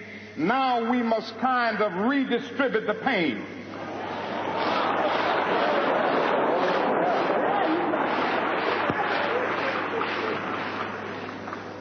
We are choosing these companies because they have been fair in their hiring policies, and we are choosing them because they can begin the process of saying they are going to support the needs and the rights of these men who are on strike. And then they can move on downtown and tell Mayor Loeb to do what is right. Now, one of the reasons they were so successful was with Operation Breadbasket, an idea that Dr. King got from Reverend Leon Sullivan. Martin Depp was a white pastor out of Chicago, was on that committee in Chicago, and I've referenced this book numerous times. It's called Operation Breadbasket, an untold story of civil rights in Chicago, 1966 to 1971. And what they did is what we're doing with this show. They first educated African Americans first about the issue. Well, here's what they did, which I've been telling these civil rights groups they got to start doing. They didn't just say hire black people. They told companies deposit money in black banks. They told them hire black companies when it came to contracts. They had a very detailed strategy in doing so. Now, Depp writes the greatest failure, though, of Breadbasket was that they did not do proper follow-up. They had announcements of MOUs, but they did not come back in terms of forcing them on the accountability part. What I've said to civil rights organizations, you don't let companies come and give you $500,000 and you don't have a racial index. You don't have them come to you and you say, well, wait a minute, what about transportation contracts, catering contracts, event planning contracts, PR contracts? Who are your bond companies? What about your attorneys? Literally the entire professional services and black-owned media. Wells Fargo was a big presenter of the NAACP Image Awards. That's great, but how much money did black consumers lose in the housing crisis as a result of those practices? Has Wells Fargo properly reinvested in black America? I say the answer is no. We can go company by company, and I've said to the NAACP, to the Urban League, to the National Action Network, you should be making a higher level of demands to say if y'all want our stamp of approval, it has to mean multiple millions and not just sponsoring an event. Terrell Whitley is the CEO of Liquid Soul, an agency out of Atlanta. Terrell, we've talked about this numerous times about what's happening with these companies when it comes to these agencies, when it comes to these folks. You've had to walk companies through who didn't get it. But the issue that we still are dealing with is that the amount of money that they are spending is minuscule. It is small. Yet we see white media companies. Right now, the upfronts are going on. By June,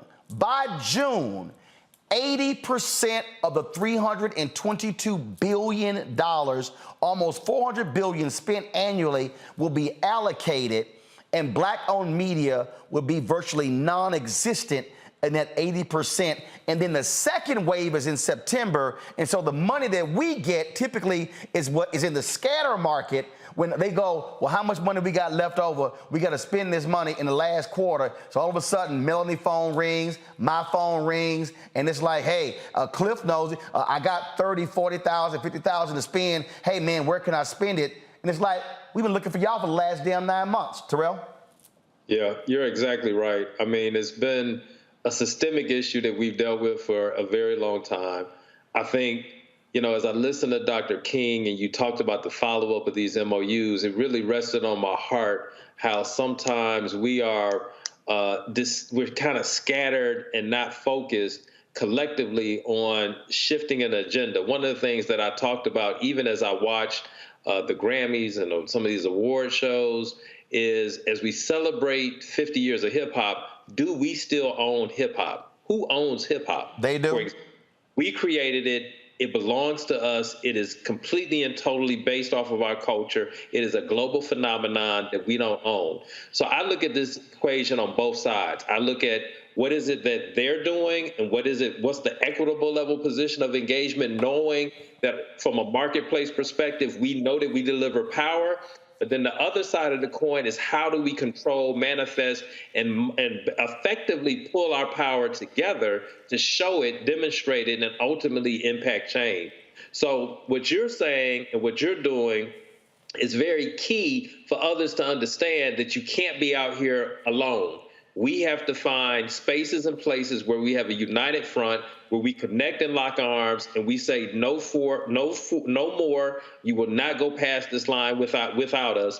And it has to be at the equitable position of engagement for us to participate properly, financially, in the decision making, in the executives in the room and representation. And ultimately, we have to be able to carry that through, follow it through, and see systematic change from top to bottom. You mentioned collective. That same speech King gave, he talked about the power of the black collective. That's correct. I think. Wait. Come on, control room. Let's go. Hit play. Let's go. Always anchor our external direct action with the power of economic withdrawal. Now, we are poor people. Individually, we are poor when you compare us with white society in America. We are poor. Never stop and forget that collectively, that means all of us together, collectively we are richer than all the nations in the world with the exception of 9. Did you ever think about that? After you leave the United States, Soviet Russia, Great Britain, West Germany, France, and I can name others, the American Negro collectively is richer than most nations of the world. We have an annual income of more than $30 billion a year, which is more than all of the exports of the United States and more than the national budget of Canada. Did you know that?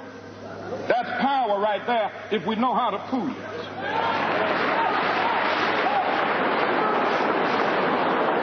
So, Todd, I believe what has to happen, and I'm going to get everyone's comment on this, is we have to move, again, as a collective, because we've seen it. We've seen how the agencies and the companies will pick off this group, or no, we're not going to meet with y'all together. We're going to meet with y'all separately, and they give somebody a little extra, and they're happy without realizing we could take down billions together. Yeah, I think that's important, Roland. And I actually shouted out Mark Pritchard from Procter & Gamble when they made a commitment of $500 million to something called Group Black. And that's of their choosing. That wasn't of our choosing.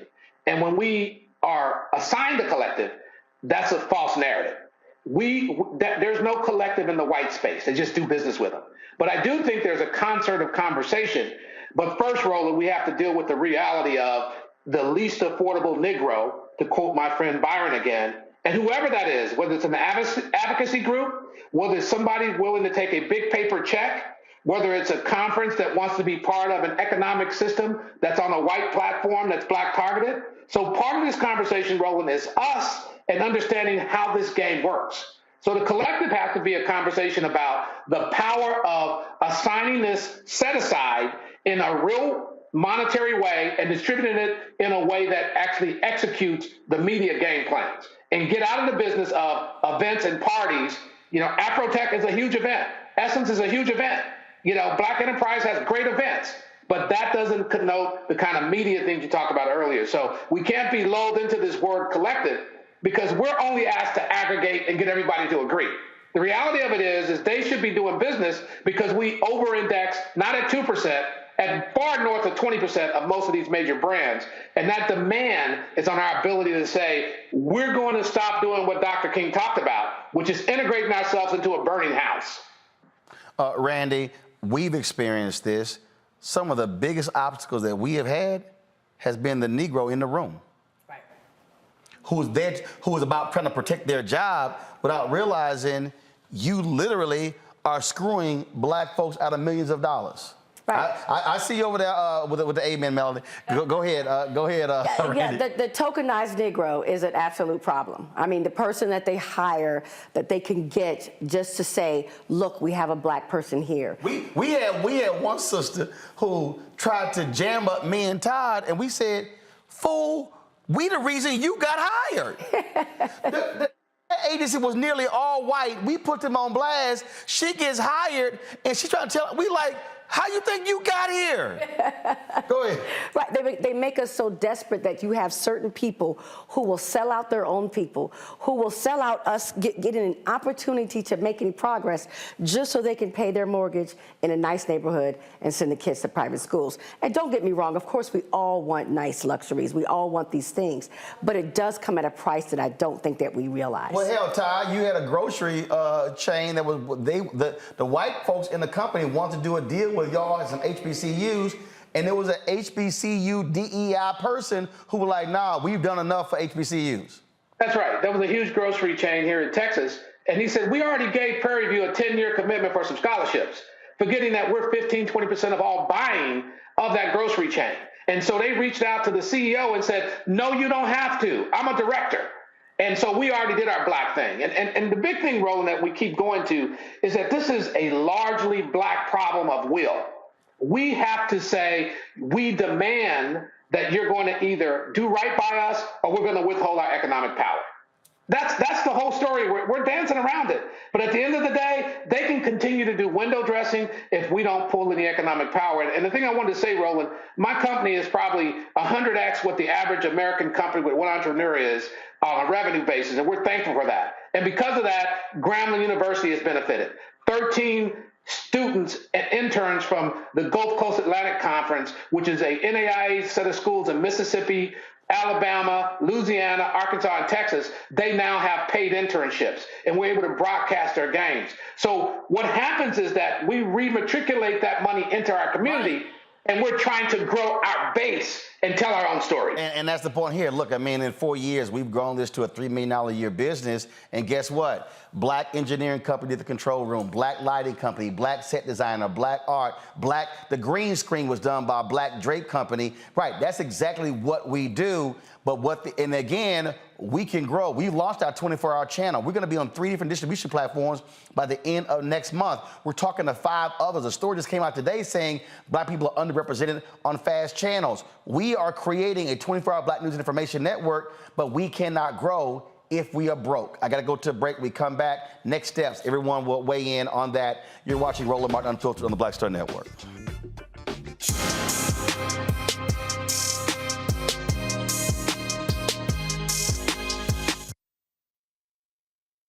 A lot of these corporations or people that are running stuff push black people if they're doing a certain thing. What that does is it creates a butterfly effect of any young kid who, wants to leave any situation they're in, and the only people they see are people that are doing this. So I gotta be a gangster, I gotta shoot, I gotta sell, I gotta do this in order to do it. And it just becomes a cycle. But when someone comes around and is making we don't, they don't want to push it or put money into it. So that's definitely something I'm trying to fix too, is just show there's other avenues. You don't gotta be a rapper, you don't gotta be a ball player, you can be a country singer, you can be an opera singer, you can be a damn whatever, showing the different avenues. And that is possible, and it's hard for people to realize it's possible until someone does it.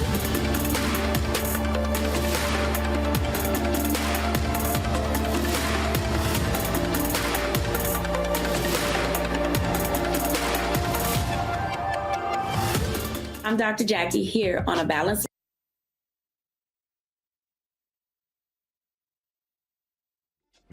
When you talk about blackness and what happens in black culture, we're about covering these things that matter to us, speaking to our issues and concerns. This is a genuine people-powered movement. There's a lot of stuff that we're not getting. You get it, and you spread the word. We wish to plead our own cause.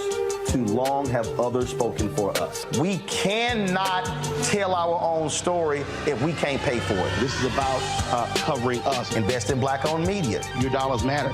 We don't have to keep asking them to cover our stuff. So please support us in what we do, folks. We want to hit 2,000 people, $50 this month, raise $100,000. We're behind 100,000, so we want to hit that. Y'all money makes this possible. Check some money orders. Go to P.O. Box 57196, Washington, D.C. 20037-0196. The Cash App is $RM Unfiltered. PayPal is R Martin Unfiltered. Venmo is RM Unfiltered. Zelle is Roland at RolandSMartin.com. Hey, I'm Donnie Simpson. What's up? I'm Lance Gross, and you're watching Roland Martin Unfiltered.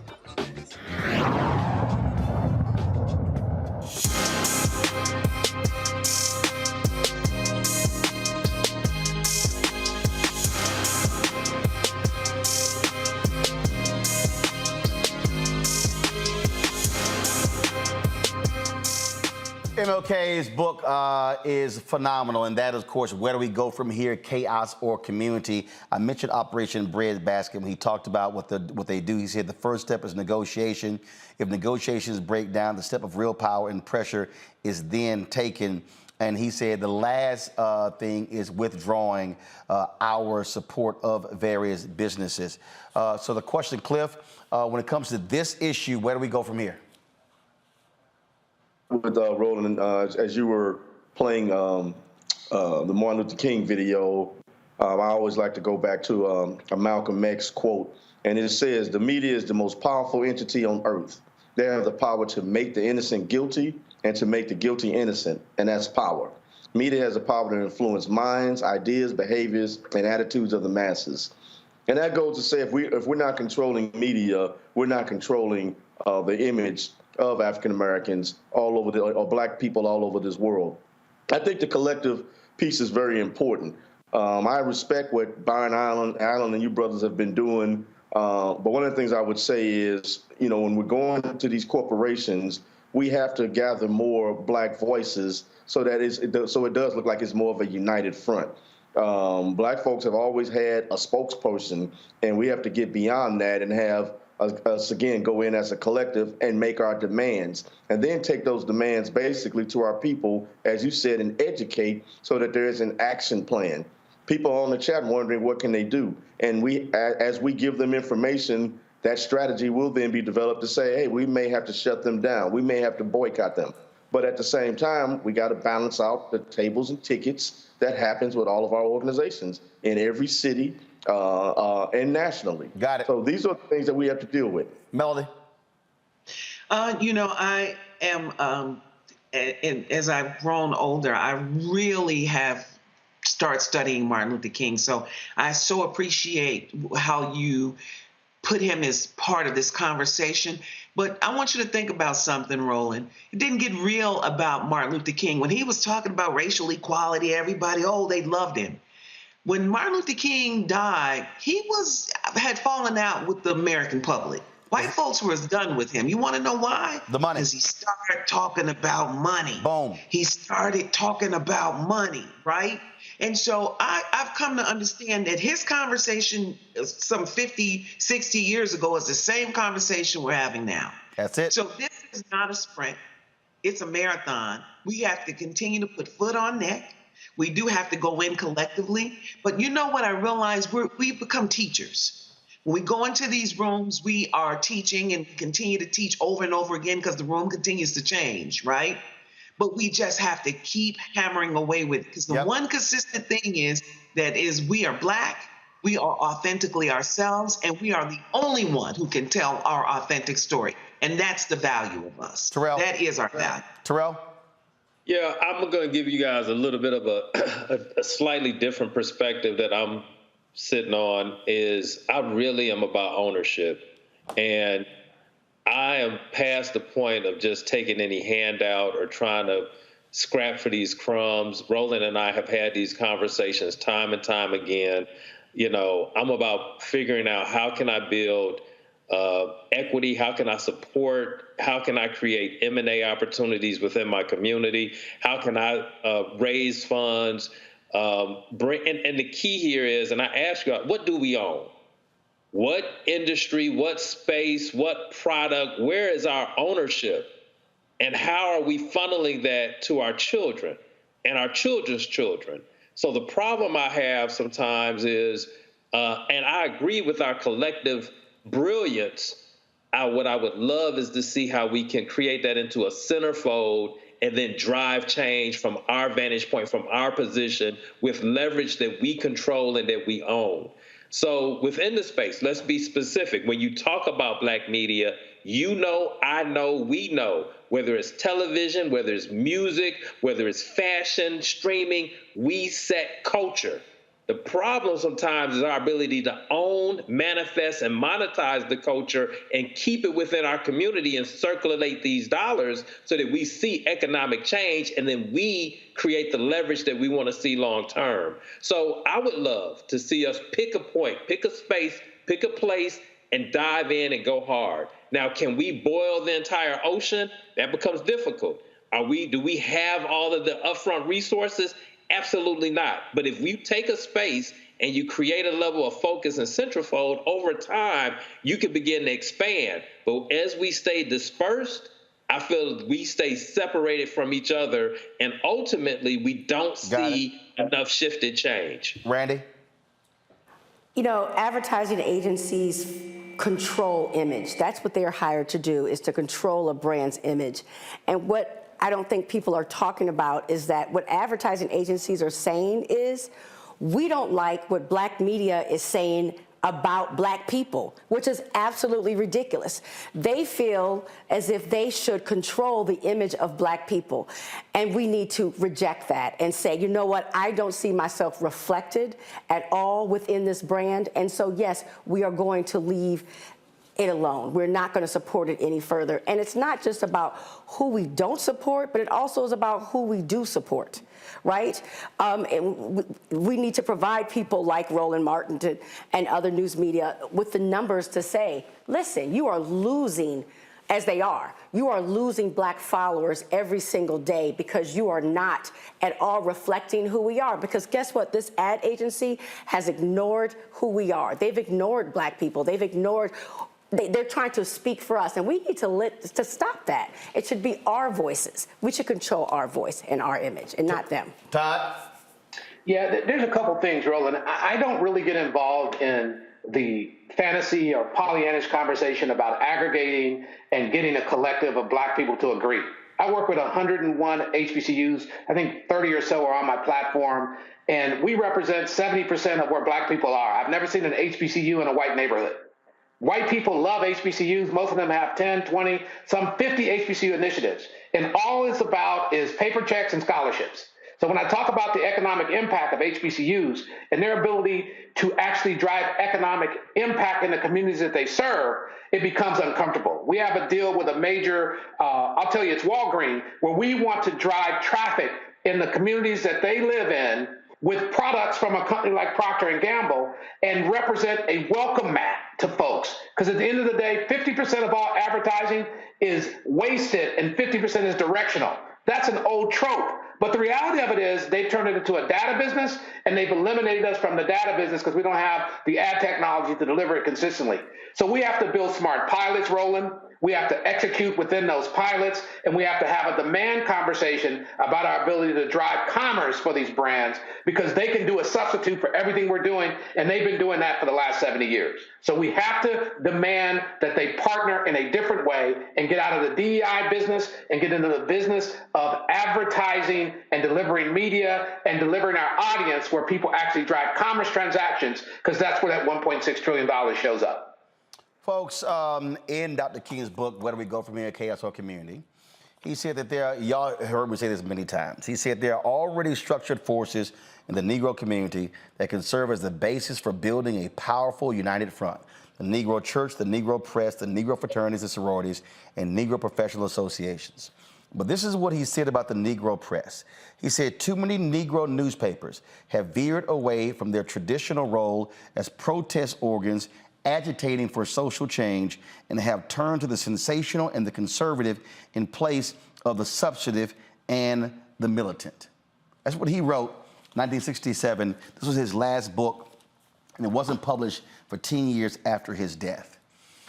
All of these agencies and many of these corporations that we deal with, they have been calling Todd, they've been calling Hardy Pelt, his co-founder, wondering what I was going to say tonight. They have all been worried. Here's the deal. If you are doing what you're supposed to do, why are you worried? See, if you actually are spending the money, you shouldn't be worried about what I have to say, because there will be the results to actually show it. The fact of the matter is, for all of these agencies and all of these companies to say, oh, we're exceeding our goals, prove it. Show us the numbers. Show us who's getting what. Literally. Oh, now Roland, two of them. Roland, you know that we can't reveal who gets what. Why not? If you want us to actually believe that you're hitting the goals, be transparent. Because you demand that I be transparent with my numbers. You demand that I be transparent when it comes to your metrics. So the same thing must apply. Because I'm simply sitting right here at 8:01. I'm over time on this, but at 8:01 on March 1st, 2023, I am unconvinced that all of these agencies and all of these companies are meeting or exceeding their goals. Because I know how much money is in the marketplace. And if you're a company that's annually spending $1 billion on marketing and your commitment is 5%, where the money at? Because guess what? Essence can't eat all of it. Urban One can't eat all of it. Blavity can't eat all of it. And if I actually had to start naming companies, y'all, there are really only 5 major black-owned media companies. Urban One, Essence Communications, Blavity, Black Enterprise, that's 4. Tyler, who would you say is the 5th? I'd say I'm the 5th. Urban Edge Network. Okay, you got Urban Edge, you got Revolt. On 303 million devices. Okay, you got Revolt. Okay, that's now we're up to 6. All right. Y'all, we ain't talking about a lot of companies here. All right. I know for a fact there's nobody in our space, 1 million YouTube subscribers, 100,000 downloads of the app, on 3 major platforms with 24-hour streaming channel. So who are you spending the money with? I'm confused. Where is the money going and how much? When folks start giving me percentages, that's always a way of saying I ain't trying to really give you the real number. Because if you're spending 1, 2, and 3 billion, then where is it? Pull up the graphic of Quibi. What do we do next? Here's what we do next. Black America, we're going to call this is what this show is going to do. We're going to call every single one of these companies that committed $150 million to Quibi before they launch, and we're going to say, where's our money? Discover, General Mills, T-Mobile, Taco Bell, Procter & Gamble, PepsiCo, Ab & Bev, Walmart, Progressive, Google, Anheuser-Busch. If you could commit $150 million to a digital platform that had no metrics, no data, no research, no numbers, all because Jeffrey Katzenberg launched it, well, how in the hell can you deny WVON has been there for decades? How can you deny Cliff's ad agency? How can you deny this platform 4 years? I got 4 years of data. They had 0.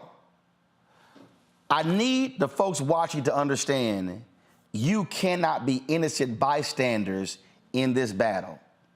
Because, see, you want your children hired. Pre-COVID, we had 2.6 million black-owned businesses in America. 2.5 million had 1 employee, doing average revenue of $54,000. That means we only had 100,000 black-owned businesses that had more than 1 employee. 95% of all black-owned businesses in America do less than $5 million in revenue. Folks, this is about scale. Now, I'm going to close on this here. Starz, Showtime, HBO, Netflix, Hulu, Peacock, all the streaming channels. I get all of your emails trying to get your talent on my show and on my network. Now, if my show is good enough and my audience is large enough that you want your talent to be on my network and my show, why is it I never hear from your advertising people? Discover OWN, I go down the line. All of these networks, Lifetime, Bravo, all of these folks advertise all over the place. Starz got more black shows, more 50 Cent shows than anybody. But I never see their ads. But y'all love trying to send your stars to come on the show. This is what I'm saying. You got to draw the line. And I've drawn the line. I will not allow any black celebrity from Showtime, Hulu, Peacock, HBO, Netflix, Starz, OWN, or any other network to come on this show if they are spending zero money. We got 10 grand from Netflix because I called about it on Twitter. That's it. We got $250,000 from Young and Rubicam for the census to put them on blast. Why should I have to do that? Melody and Todd and Terrell and we should not have to publicly call people out to do what's right. Somebody told me, they said, well, man, why you always got it going off? I said, why can't you do the thing quietly? We have. We've met with Publicis for 2.5 years. I know my show's met with Group M. We've met with IPG. We met with Mediacom. We met with Omnicom. We met with all of these folks. Where's our money? You cannot say you want to invest in black-owned media when you're literally withholding dollars and saying, oh, you're not brand safe. Well, I can create customized content. I've done it for SQ America. I've done it for Coca-Cola. I've done it for General Motors. So why not you? So here's my message to every agency, and I know you're watching, and to all the companies. I'm not going away. I'm going to hit this every single day. Last night in Austin, I asked Houston Tillerson and their business school to launch an accountability initiative to target all of these companies that promised $50 billion to Black America after George Floyd's death. I'm now going to expand that. I want to see every HBCU in America with a business school launch an accountability project to call every one of these companies demanding, how are you spending the money? Where are you spending the money? Who are you spending the money with? Because I am sick and tired of corporate America giving us press releases and Instagram posts and tweets. I'm tired of Negro organizations giving them plaques and trophies for sponsoring a dinner. Black America will not change unless we change the economic paradigm. And that means dollars. This is silver rights, not just civil rights. And so I dare say to every civil rights group, you better stand with us, but not lead us, because only black business can lead this fight. You should be allies with us. But this is going to require black people to make a level of demand that we have not done before. And it might mean us not buying y'all products. And as I told General Motors when I met with them, I said, I don't have to boycott everything. If I knock off 1% of your market share, a bunch of y'all gonna lose y'all jobs. To all of these companies, we don't wanna have to go there. But if we have to, we will.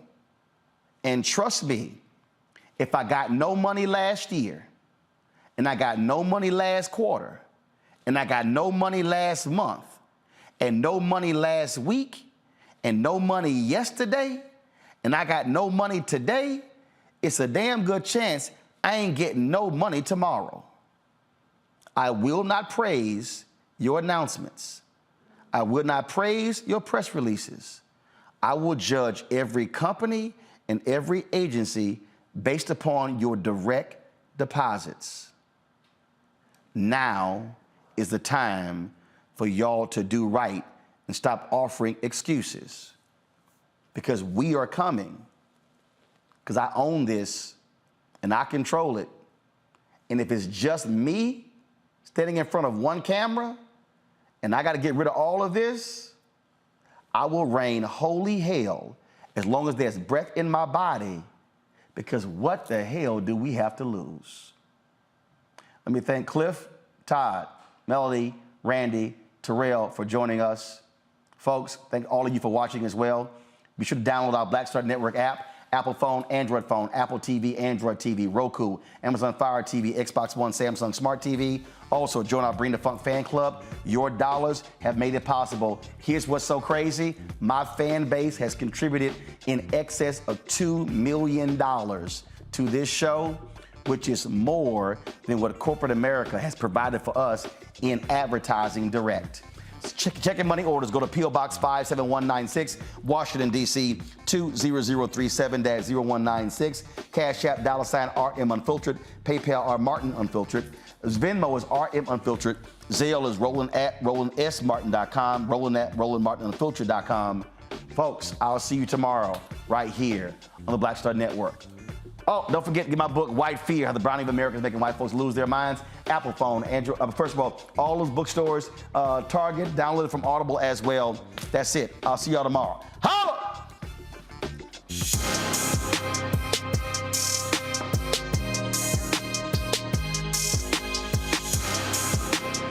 Black Star Network is here. Hold no punches. I'm real revolutionary right now. Support this man, Black Media. He makes sure that our stories are told. Thank you for being the voice of Black America, Roland. Stay black. I love y'all. All momentum we have now, we have to keep this going. The video looks phenomenal. See, there's a difference between Black Star Network and Black-owned media and something like CNN. You can't be Black-owned media and be scared. It's time to be smart. Bring your eyeballs home. You dig? Pull up a chair. Take your seat. The Black Tape with me, Dr. Greg Carr, here on the Black Star Network. Every week, we'll take a deeper dive into the world we're living in. Join the conversation only on the Black Star Network. Hi, I'm Dr. Jackie Hood Martin, and I have a question for you. Ever feel as if your life is teetering and the weight and pressure of the world is consistently on your shoulders? Well, let me tell you, living a balanced life isn't easy. Join me each Tuesday on Black Star Network for A Balanced Life with Dr. Jackie. We're all impacted by the culture, whether we know it or not. From politics to music and entertainment, it's a huge part of our lives, and we're going to talk about it every day right here on The Culture with me, Faraji Muhammad, only on the Black Star Network. I'm Deborah Owens, America's Wealth Coach, and my new show, Get Wealthy, focuses on the things that your financial advisor and bank isn't telling you, but you absolutely need to know. So watch Get Wealthy on the Black Star Network.